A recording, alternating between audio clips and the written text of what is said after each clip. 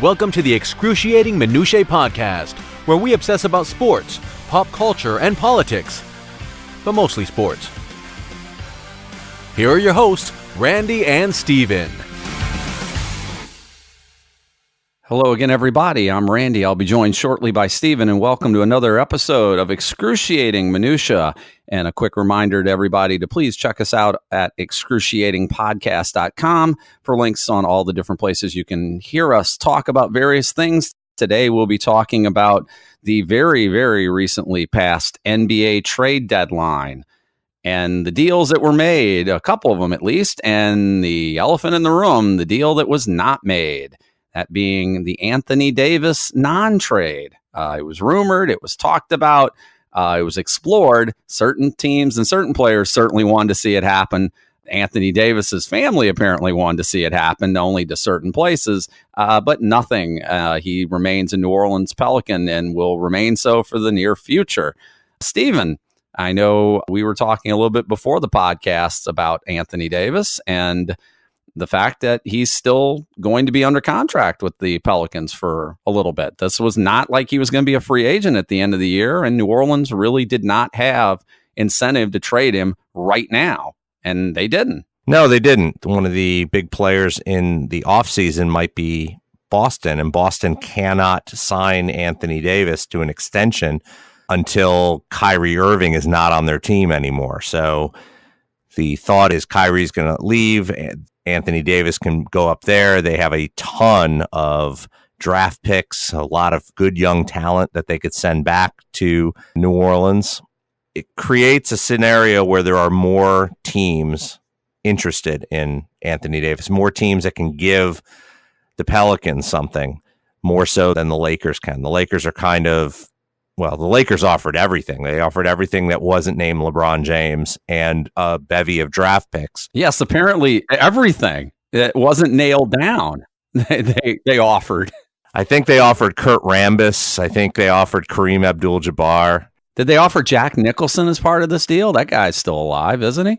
He might be more fun to deal with than the Ball family, because I believe that was part of the thing. But then again, the Balls don't want to come to New Orleans. There's a lot to talk about with the Davis thing. But you mentioned the fact the Celtics cannot re-sign him until Kyrie Irving is gone, right? Correct. Didn't Irving wants to go where, apparently? The rumor is that he wants to go play with LeBron in LA. And he basically, after forcing his way out of Cleveland a couple of years ago while LeBron was still there, apparently has seen the error in his ways and understands what was going on better and misses LeBron and wants to reunite. To the point where LeBron tonight, when they were having their NBA All-Star draft, picked Kyrie second. He picked Kevin Durant first, Kyrie second, now leading us to conspiracy theorists saying that's going to be the Lakers' big three next year. Yay, another great super team. I can't wait to watch it. Can you tell how enthused I am about this? I want to point out, the Celtics, as you pointed out, have all these assets and all these great young players. So if Irving wants to win a championship, Golden State's not really getting any worse, even if Durant leaves. Let's be honest, they were the best team in basketball before he went there. Can't you win a championship in Boston just as easy or maybe easier than you could in LA with an aging LeBron in a Western Conference that has been stacked with better teams over at least the last several seasons for the recent future? I would think it would be easier to get to the finals in the East than it would be in the West. I think absolutely. And once you're in the finals, who knows what could happen? As Cleveland showed a couple years ago when they beat Golden State. Correct. I don't know if it's about winning with these guys, or at least it's not about winning the way it used to be about winning. I think that it feels like the NBA has turned into a version of pickup games. You know, I played basketball in high school. I wasn't very good at it, but, I was on a roster. But I remember during recess or during, other activities outside of school when we'd be on a playground or something, you'd play pickup, right? And it'd be, I'll choose you, and you'd pick sides. That's what it feels like the NBA has turned into. It's a bunch of pickup teams. LeBron, I'll take him, and I'll take him, and I'll take him. What do you want, Steph? Well, I'll take that guy. I'll take that guy. I'll take that guy. What do you want? I'm not interested in this. I don't care about the NBA. It's unwatchable. I don't watch anything. I used to watch the NBA when the season would start. What did I say? I think when Boogie Cousins went to Golden State in the offseason, I think my comment to you was, why are we even playing this year? Let's just move on to the next offseason and get this. What's the point? Golden State's just going to win again. And they are currently the favorites right now. I mean, they're not running away with things, but they are the team with the best record in the Western Conference. They're not the best record in the NBA, but my guess is by the end of the season, they will be. And they'll be the favorites, and they're probably going to win again. Can we just move on to next year's offseason? Maybe the year after that. I don't know. I don't really care. The NBA is not what I remember it being. And maybe that just makes me a curmudgeon. That probably does, because apparently the NBA is more popular than ever, at least in certain places. And team values have gone up significantly. We'll talk about that at some point later. But going back to Davis, there's a bunch of points about the Davis situation I think that are worth bringing up. You mentioned Boston really has the best package for Davis, correct? That is correct. Potentially. Other teams could get into the fray, but Boston can't do anything yet. But like we said, New Orleans is not really forced to have to do anything yet. Boston is currently right now in the middle of the pack in the Eastern Conference, tied with Indiana as of this taping for the third best record. But yeah, it's a long season. They're on a 5-game winning streak. They're certainly moving in the right direction. Brad Stevens, arguably one of the best coaches, I believe, in the NBA currently, and all this young talent. If you're Anthony Davis, this is a place that you probably would think you could win a championship in, right? I mean, they have won a few titles in their team's history, and they did so when they had the Garnett, Allen, Pierce trio there. So that's a place you can win, right? It is. Okay. Did you see Anthony Davis's father had made comments about him not wanting his son to go to Boston? Did you see that? I did. Yeah. So for anyone who didn't see those comments, to sum it up without actually quoting it, Anthony Davis's father said he absolutely, under no circumstance, wanted to see his son because, his decision and all that. Maybe he's taking notes from the Ball family about how things should be run in the NBA. But his comment was basically he did not want to see his son in Boston because Boston showed absolutely no loyalty to Isaiah Thomas because they traded him. Do you find anything ironic or perhaps hypocritical in the father of a player talking about a franchise not showing loyalty as said player's agent and player are attempting to force themselves out of the city and the team that they're currently playing for? I would say that's a sign of absolutely zero loyalty, wouldn't you? I would. Am I missing something? No, I will defend him slightly. He said that was his opinion and that his son will make his own decision. Which would make it not like the Ball family then. Oh, absolutely. I guess. Oh, God, yeah. LeVar Ball runs that family. Those kids do whatever he tells them to do. Which leads me, it's somewhat related, that in the middle of everything but the kitchen sink that the Lakers were offering apparently for Davis, one of the players was Ball, not LeVar, but he comes along, right? It's a package deal. With his son. It's a package deal. And LeVar, and I'm not even going to talk about his son because LeVar is the one who's always running his big, stupid mouth in the media, the one who's always reminding us how ignorant and dumb he is on a regular basis. Or maybe he's not so dumb because he gets people like us or people all around to talk about him and his kids. So, because let's be honest, his kids haven't really shown that they have enough NBA talent on their own to get people talking about them in a vacuum, right? LeVar said he didn't want them coming to New Orleans because he wants them going to Phoenix because I guess that he thinks that's going to be his choice. I took two things out of that. One, my guess is LeBron, who we all know is calling a lot of the shots about what's going on in LA right now because that's what he does. I'm guessing LeBron is already done with the whole Ball family and the circus that goes with it and doesn't want any of that clouding up what's going on in LA as long as he's in LA. I think that's a pretty fair guess. Oh, absolutely. And secondly, I live in New Orleans. I'm not a big Pelicans fan. I didn't grow up down here. I'm a Bulls fan. That's where I grew up at. Again, Even if you had grown up in New Orleans, you wouldn't have grown up a Pelicans fan. they're right. They were later rivals here. But that being said, I don't want Ball here. I don't want his son. I don't want LeVar. I don't want anything to do with that circus. And my guess is the Pelicans, if they're smart, don't want anything to do with that circus. We were talking about the best places for the Balls. And again, I'm just going to keep lumping them all together. For them to end I up... thought of a better answer after we talked. Okay. Where would be the best place that you could stick all of them just for comedic sake at this point? Is there a league in Siberia that we could send them to?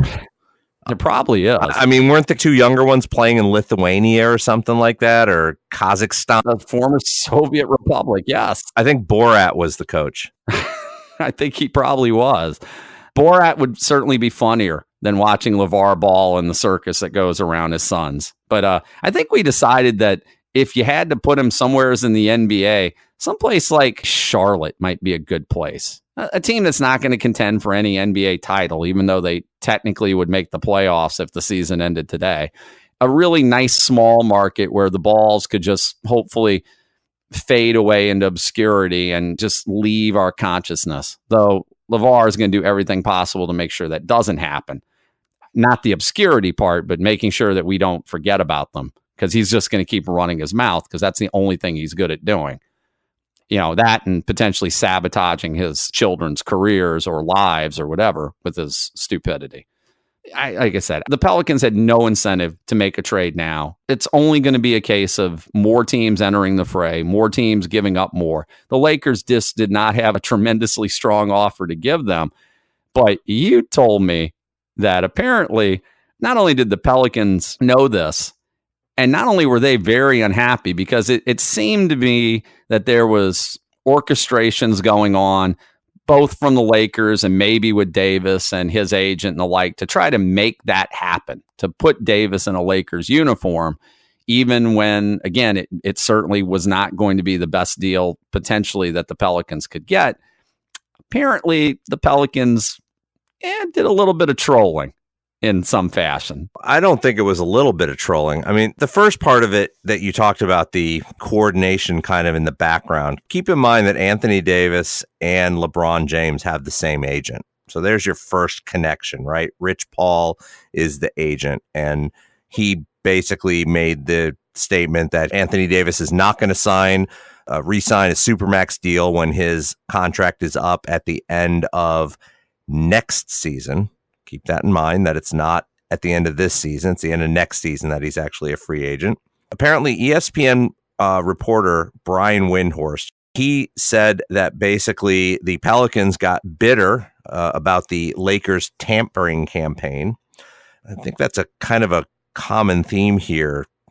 New Orleans and bitterness. It's like lots of bitterness. Yep. I think it goes along with the chicory coffee, a little bitterness, right?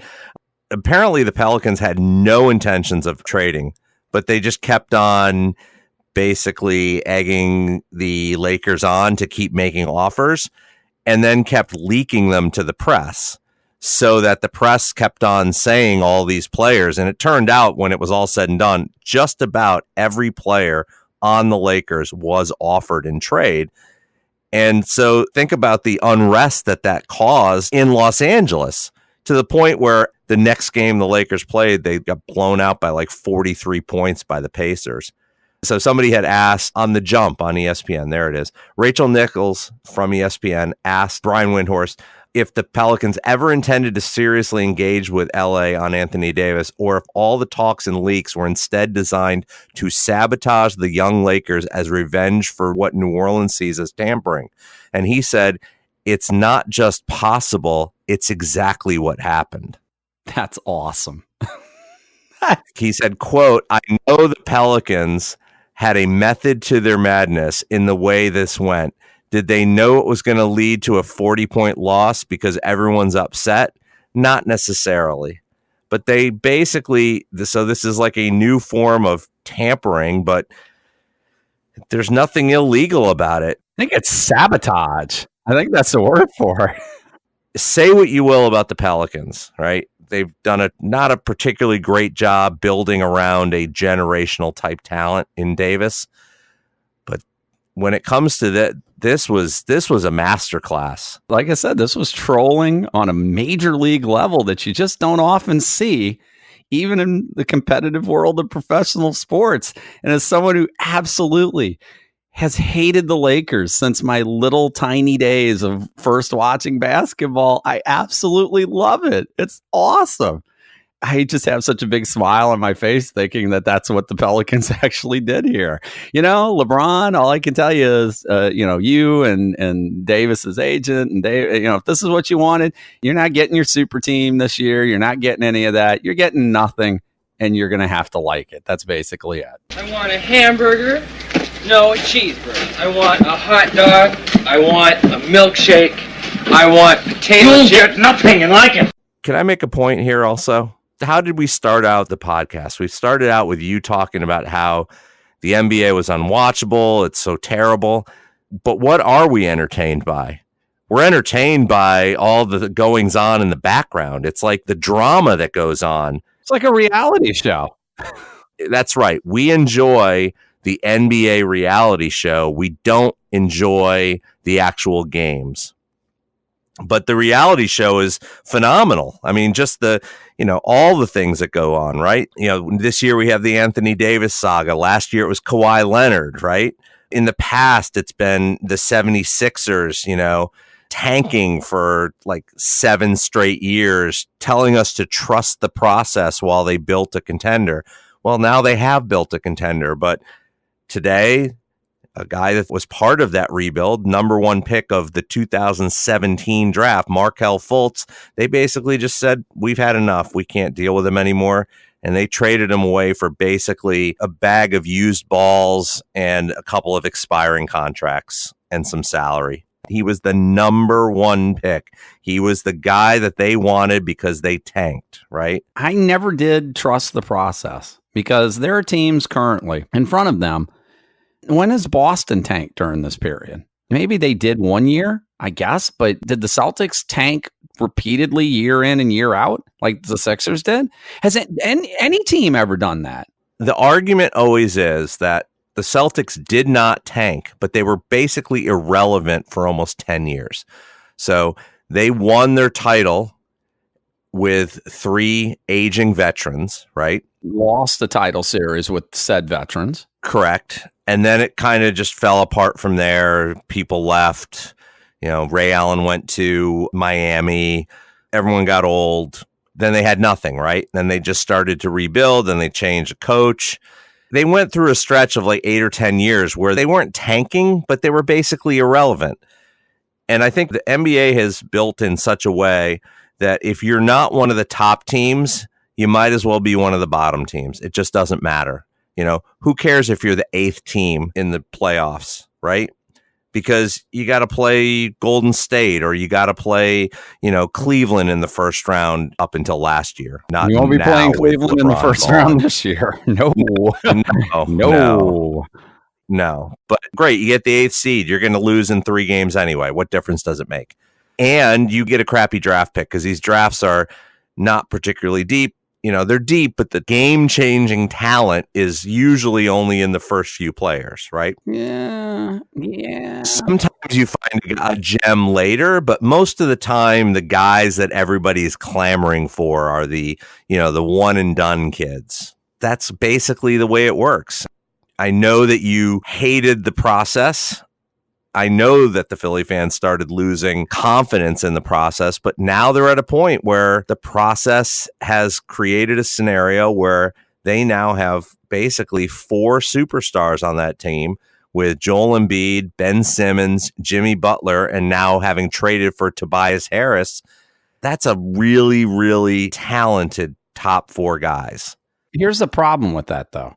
Out of the 4 guys you just mentioned, Harris is now just joining him. He's going to be an unlimited free agent in the offseason. Now, Correct. Supposedly, he said he's going to resign, and the Sixers said they plan to resign him. But then again, Kyrie Irving said he was going to resign in Boston as recently, I think, as a year ago, and now that's not happening. So we'll wait and see on that.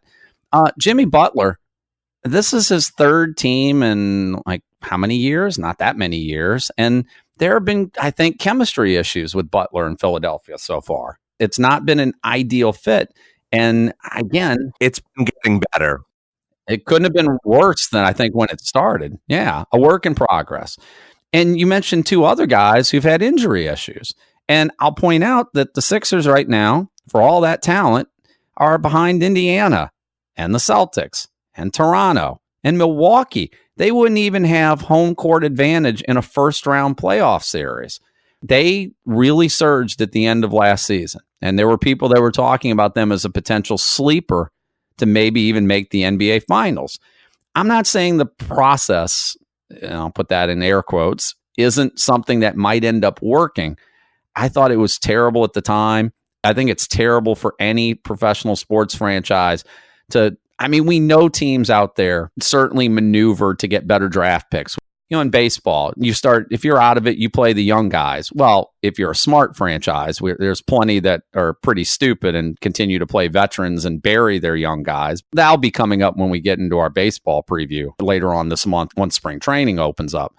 We know there's teams in basketball that do it. We know there are teams in the NFL that do it, right? It's not good for your professional sport when a franchise basically says we're out there to lose as many games as possible, and we really want to put the worst product we can out on the field or on the court, wherever, on a regular basis for the sake of a draft pick who may or may not even pan out. And you just threw out one who got traded in this cycle of trades who didn't pan out, who they basically just gave away. I'll say the process works the minute that they hold up a championship, because until they do, the process is still a failure in my eyes. It's going to be a failure until they can win a championship, and not a championship based off of what they did and all these other different things. If they end up trading away all the players they got away in the process and they just bring in a bunch of free agents and they win a championship, if that's where your next super team is built, and you could argue they're kind of doing that now. But if all of a sudden Anthony Davis ends up there in a year and Kevin Durant signs there and Kyrie Irving signs there, well, then the process doesn't count. Because let's be honest, you can do that. Apparently, if you want to win, why tank all your seasons? Why tank all these games and get these draft picks if you can convince a star player to go play with another star player with this other star player in your particular city? Because that's kind of what happened in Miami, isn't it? LeBron and Wade and Bosh kind of got to be buddies and got to kind of know each other and decided, Wade was already in Miami. Let's go there. Let's build our pickup team in Miami, right? That's not even about market. No one cares in Miami about the Heat. They barely cared when they were winning championships, right? My guess is they don't really care that much about that sub 500 team they have there now. It's not even about market. It's just about where you can go to put your super team together. So why even tank? You might not even have to do that. Well, that sub 500 team, by the way, is the current 8 seed. Yeah. Yeah. Of course they are. Of course they are. Now, to be fair, the difference between the East and the West isn't quite as dramatic as it was a few years ago. I think the East has gotten better and the West is still loaded, but at least the East, it's not a case where it's like, well, this team would miss the playoffs in the West, but would be like the 3rd seed in the East. It's nothing quite that dramatic.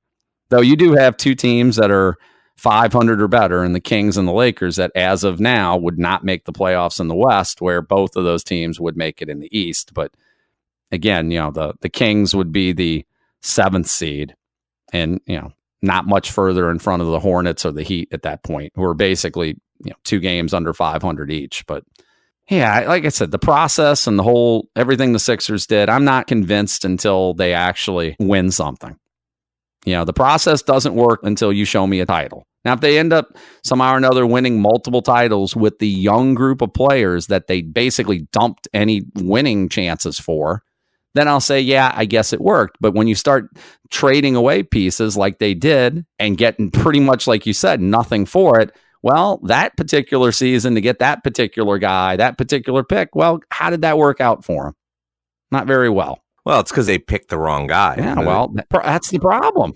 How much better would their team be if they had drafted Jason Tatum, who went 2 picks later to the Celtics, right? And that would have been a lot better. That would have made a very big difference. But I used to be a big fan of the NBA. I just can't get into it anymore. Just because, like you said, it feels like nothing matters until you get to the playoffs. I don't want to watch it anymore. You put up here a comparison. It was almost like you feel like you're watching the Globetrotters against the Washington Generals. It's that there's two classes of teams. There's the Globetrotters teams. There's the Golden State, Boston, the 76ers. The Lakers are trying to become that team. It's basically just the haves and the have-nots. And there's a whole lot of teams that are basically just there to provide a game for these other teams to play. To fill the schedule out. Right now, as I'm looking, we are somewhere between 52 and 55 games into the season, depending on what team you are. We have a 10-win New York Knicks team. We have an 11-win Cleveland Cavaliers team. We have a 12-win Chicago Bulls team. We have an 11-win Phoenix Suns team. So let me get this straight now, putting two and two together here. So you're saying that LeVar Ball wants his son to go to the worst team in the Western Conference? I believe that's what he said, yes. And they're not the worst team by a little. Oh, they're the worst by a lot. So they have 11 wins. The next closest team to them is the Memphis Grizzlies with 22 wins, twice the number of wins. On the bright side, the Suns have lost 12 in a row. And that's not the worst. Oh, my God. I didn't even realize that. Well, on the bright spot, that's not the worst because you already mentioned the team with the worst record in the NBA right now. The team on the longest losing streak are your New York Knicks, who are losers of 14 in a row. Boy, Knick fans just cannot get enough of James Dolan and his wacky antics and his outstanding product he keeps running out there, which, at least they have guys like Porzingis to build. Oh, wait a minute. They don't have him anymore either. And he's gone. What was going on with that trade? Now, granted, recovering from an injury, and we're not sure how well he's going to recover, but how is this going to make their team better? Wasn't he supposed to be the building block? What if I told you that I read all the New York tabloids after the trade and no one had a critical view of that trade? They all were like, actually, it's a pretty good trade for the Knicks. Porzingis had no intentions of signing with the Knicks when his contract was up. Zero. See, but that's a symptom, though. Yes, I believe it is a symptom, but you're trying to do what you can within the confines that you have of being a team owned by Dolan. He isn't going to re-sign. He's injured.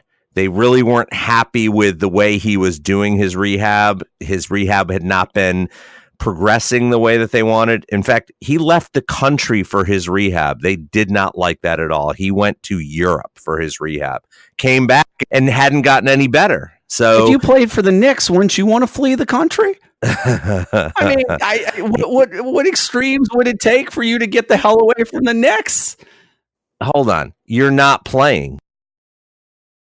I want to get as far away from the dumpster fire that's the Knicks as possible.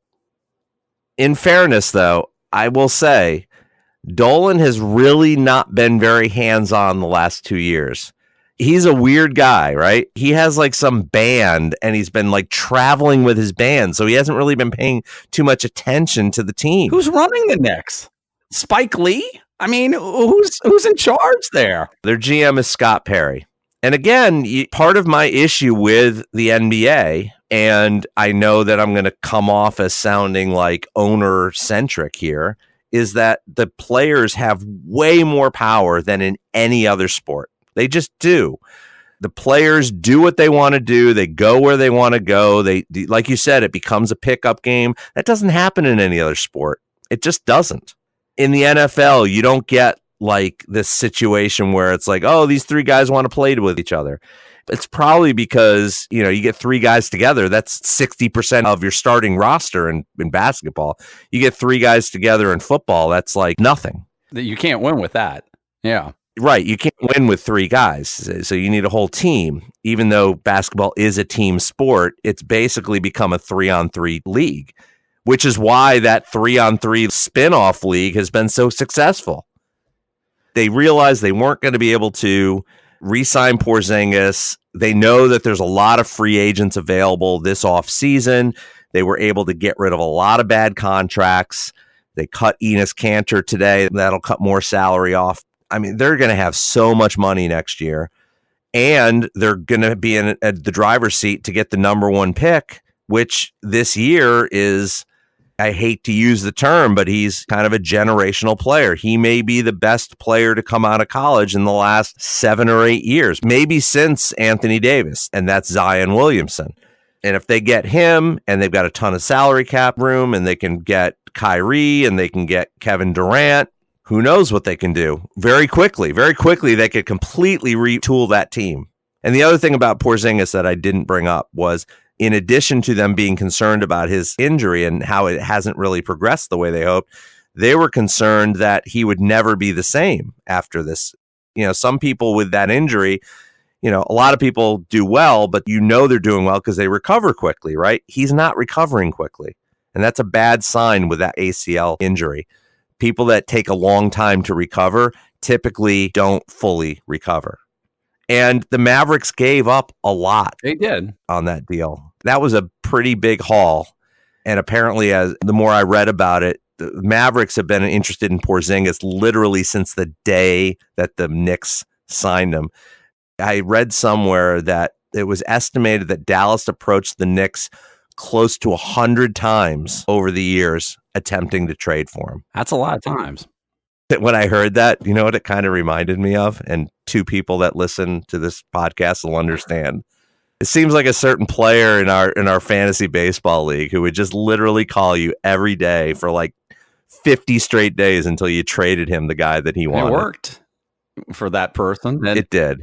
I will say this much about the trade is that I'm not sure if it's going to work out for Dallas, but I have zero confidence this is going to work out for the Knicks because they're a dumpster fire. And ironically, they're a dumpster fire there that is, according to, I believe it was Forbes, is just named the most valuable team in the NBA, despite James Dolan and despite their ineptitude as a franchise.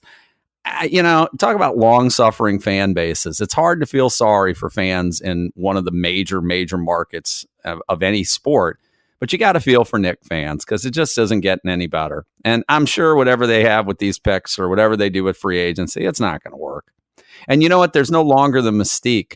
That's something they tried to sell, was the mystique of playing for the Knicks. That mystique is gone. That doesn't exist anymore. It did at one time.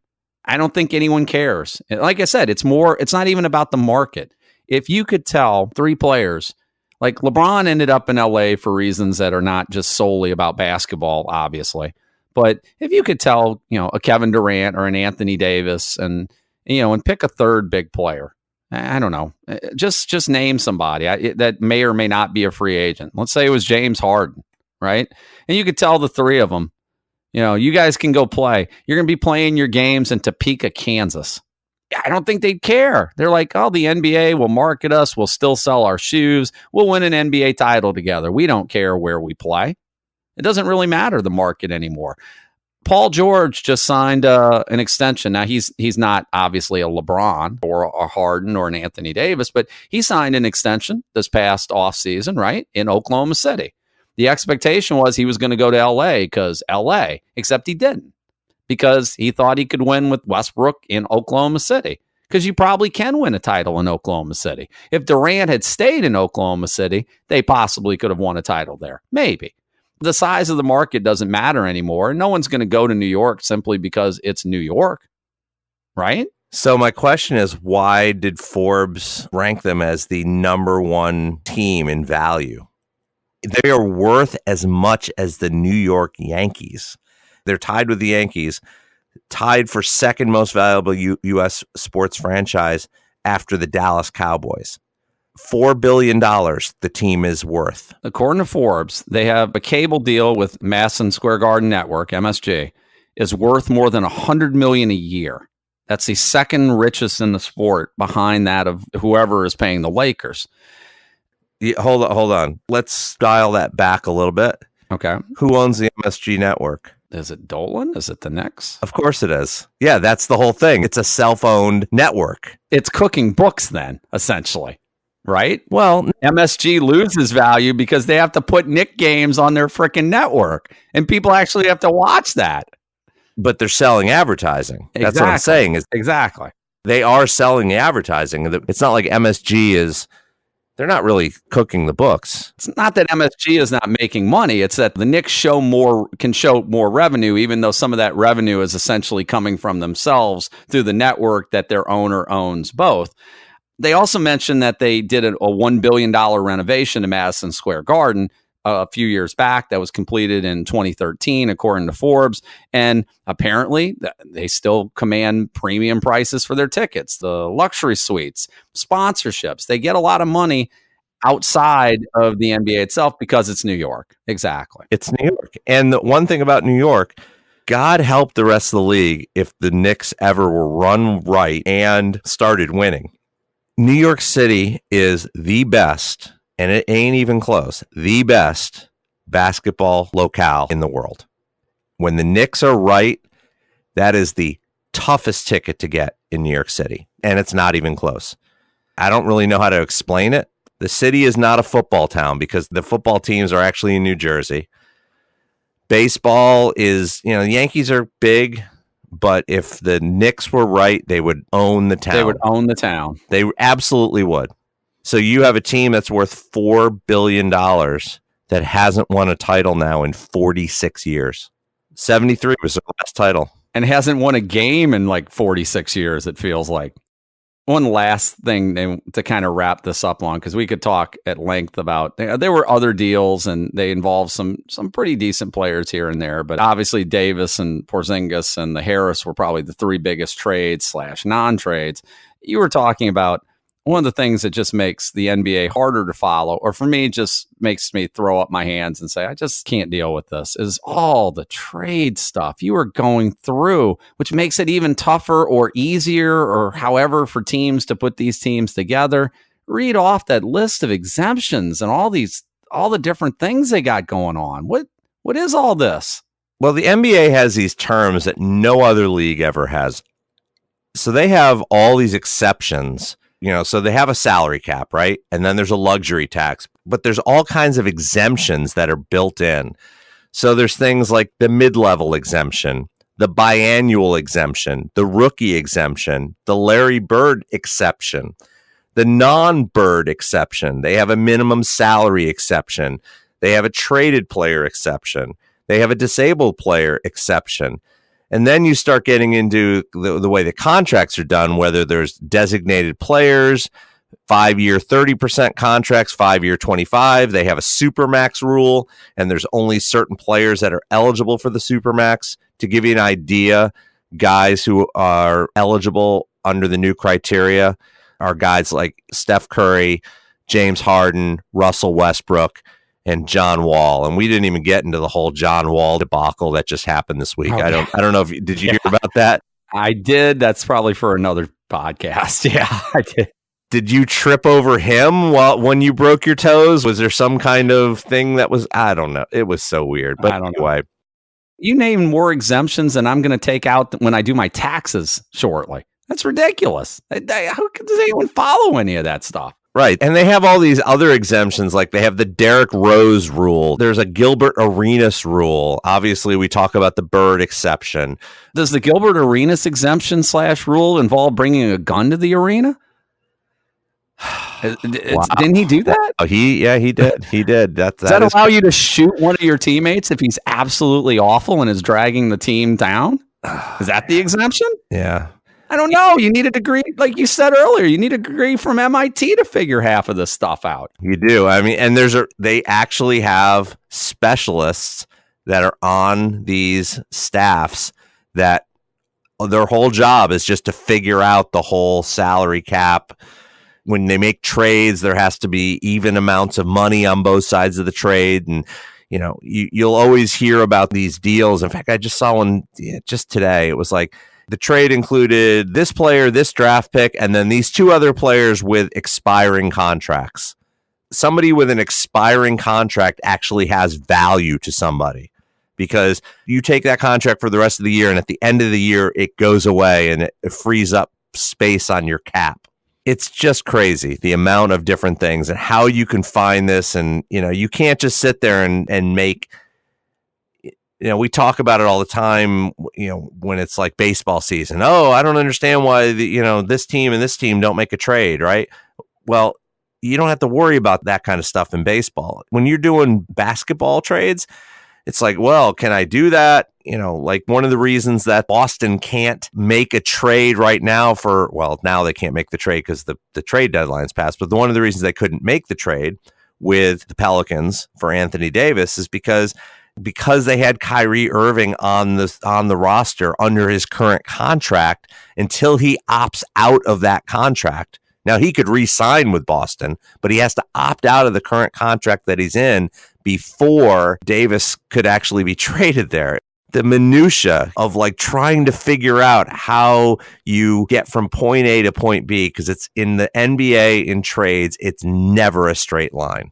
I'd never even heard of the biannual exception. The biannual exception can currently be used by teams below the salary cap to sign a free agent to a contract starting at $3.29 million. Like the mid-level exception, it can be split amongst more than one player and can be used to sign players. I don't even understand what this is for. Do they have a bicentennial exception that can only be used once every 200 seasons or by the 76ers? That would make as much sense. It wouldn't surprise me. I feel like you could just be pulling terms out of your ass at this point, and I would buy it because there's so many of them. And again, half of them don't make sense, or I guess they make sense. I guess there's reasons why they're all there. It just sounds like it's really just way too complicated to get things done. And I'm not really sure how it works towards what the NBA wants. But you mentioned whether or not this is good or not for the NBA, and we can kind of wrap it up with, is this good for the NBA to have super teams? Or like we said, we're as fascinated by the drama behind the scenes as we are by actually what's going on the court. Did you know that Russell Westbrook is averaging a triple-double? Yes, I did. Did you realize this would be, I believe, his third straight season? Yes. That he would have done that? Yes. I don't believe anyone has ever done that before, have they? Nope. They have not. That's pretty historic. And yet, what have we talked about today? We've talked about Anthony Davis drama. We've talked about LeVar Ball's stupidity. We've talked about the Sixers tanking games in the process. We've talked about how inept the Knicks are.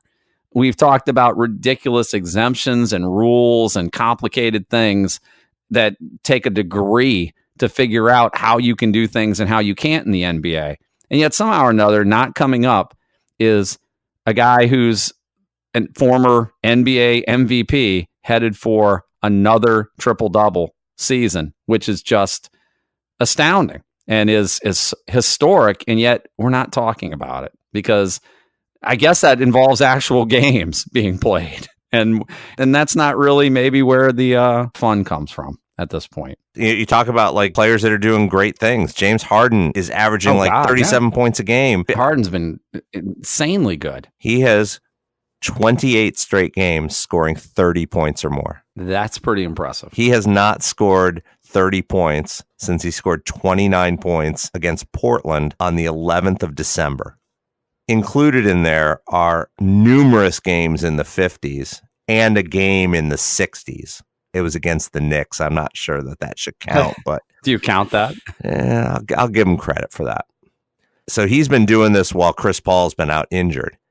I read this stat and I don't know exactly what it was, but it was some ridiculous percentage of the points that he was scoring were scored without an assist. I think it was somewhere in like the 96 or 97% of his points were scored with no assists, which means he was literally a one-man show. He was literally taking this team on his back and leading them to victories. It's been a really amazing season for him. And like you said, we're not talking about it. This is our 19th podcast. This is the first time we've mentioned the NBA in 19 podcasts.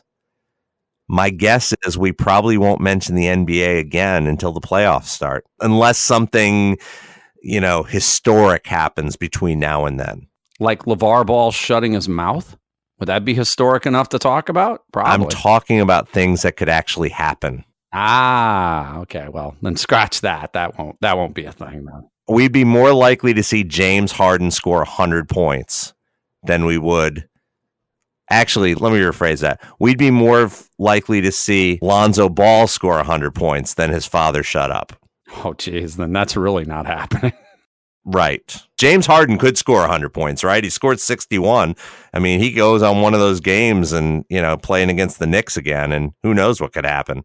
Or any of the crappy teams, whether it's the Knicks or Phoenix or Memphis or any of those crappy teams that they end up playing all the time. I feel like the NBA it's almost like watching a video game. It's the franchise mode, right? You make all the picks, you make all your trades, you make all your moves, you build your team, and then you say, play the season out. The NBA reminds me, you mentioned video games, and we can kind of end it on this. It reminds me, I watch odd and end different people play video games on YouTube and on Twitch and the like. And there are people that play Madden, and, we always make the jokes about the 11-year-olds on Madden. Well, there's apparently something called Madden Ultimate Team Drafts or MUT drafts. And basically, it's these players who play Madden against each other. And I'm not sure how the system works, whether it's through coins or in-game purchases or whatever. You draft these teams, and it's these teams filled with these superstars. So when you see people playing each other in Madden, they're not playing with this year's version of the Patriots versus you're playing with this year's version of the Rams. It's people playing with these all-star teams.